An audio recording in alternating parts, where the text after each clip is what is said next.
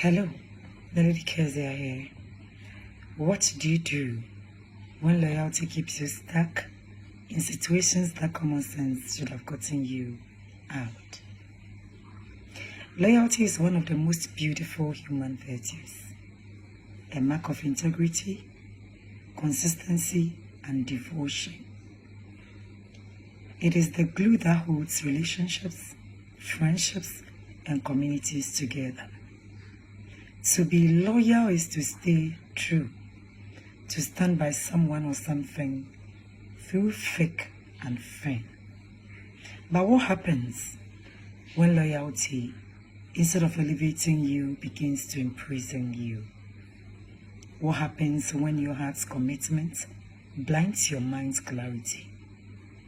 What do you do when loyalty keeps you stuck in situations that common sense should have gotten you out of long time ago? The truth is, loyalty becomes dangerous when it loses balance, when it stops being a strength and starts becoming a burden. Many people mistake endurance for loyalty and self-sacrifice for love. They convince themselves that staying, even when it hurts terribly, proves their faithfulness. But in reality, sometimes the bravest act of loyalty is walking away, not from the person or cause, but from the pain that is destroying your peace and sense of self. We live in a world that glorifies perseverance. We are told to hold on, stay committed, and never give up. But not every situation deserves your endurance. There are relationships that thrive on your silence,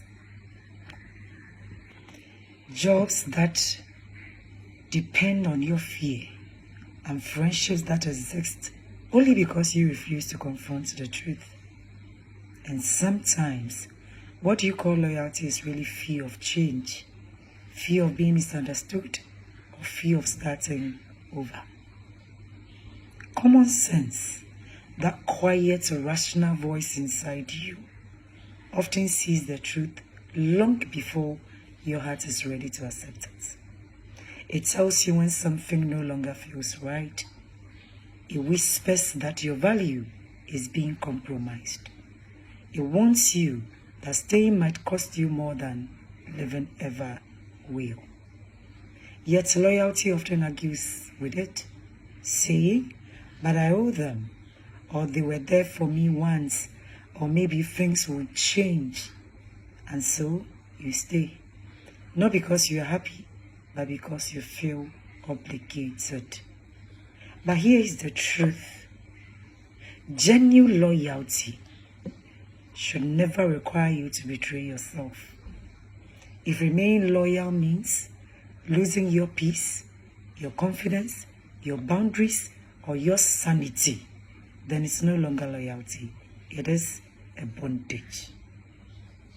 True loyalty uplifts. It does not suffocate. It allows growth, not guilt. There comes a time in life when you must choose wisdom over sentiment. You must ask yourself, am I staying out of love or out of fear? Am I loyal to this person, this place, or this situation? Or am I loyal to my own growth and peace? Because maturity sometimes demands that you redefine what loyalty means to you. It is okay to outgrow what fits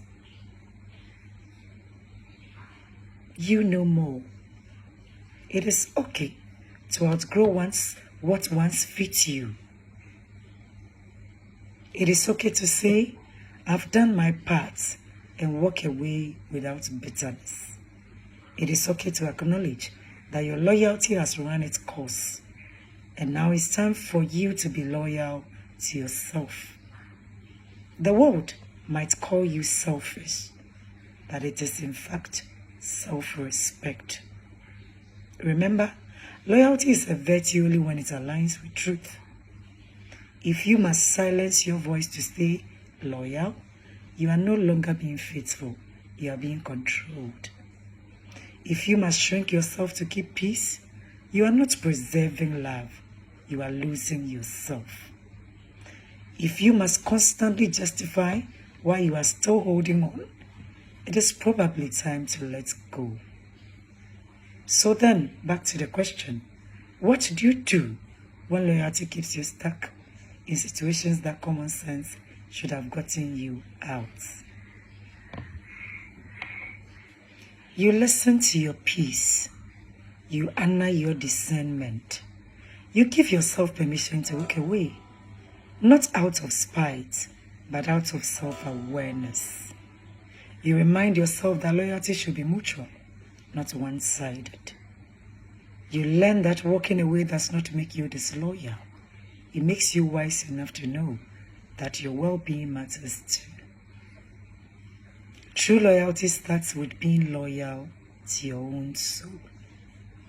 And when you choose yourself, your peace, your growth, your clarity, you would realize that the kind of loyalty that cost you your sanity was never worth keeping in the first place. Think about these things. Much love and blessings.